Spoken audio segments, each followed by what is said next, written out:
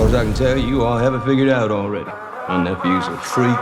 He killed that girl. Isn't that about right? I didn't know what to do, so I ran away. Outside of D&D, I am no hero. I see danger and I just turn heel and run. But he fought.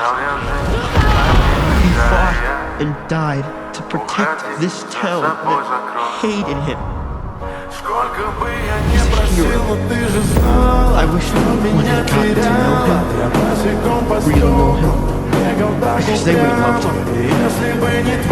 Even in the end, he never stopped being Eddie, despite everything. This year's different. This year is my year. It's magical to graduate. I think it's my year, understand? I think it's finally my year. I love you, man.